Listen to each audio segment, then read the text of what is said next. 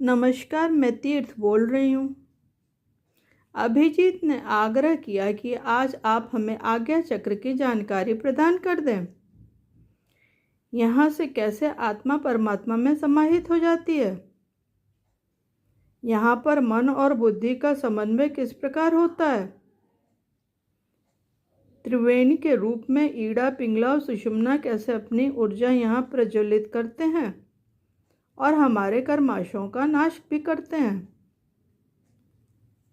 मैंने कहा, ठीक है, तुम्हारे इन प्रश्नों की विवेचना करती हूँ।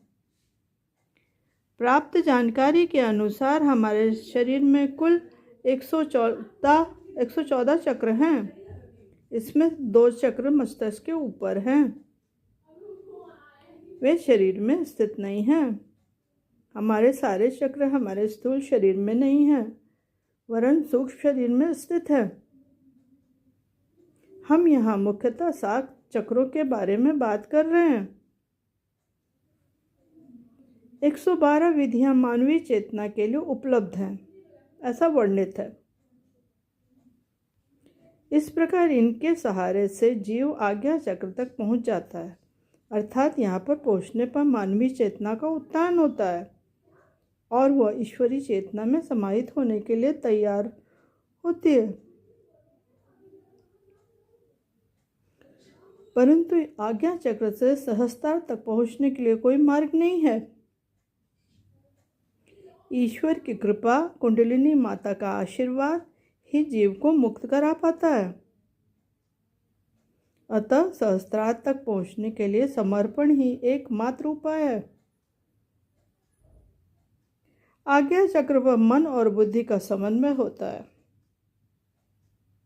अब आज्ञा चक्रों के प्रतीकों के बारे में जानते हैं। पहला, स्थिति। सबसे पहले इसकी स्थिति समझते हैं।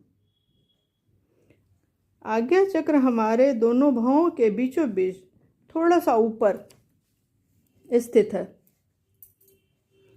यह वह स्थान है जहाँ स्त्रियां टीका एवं पुरुष तिलक लगाते हैं। दूसरा है रंग।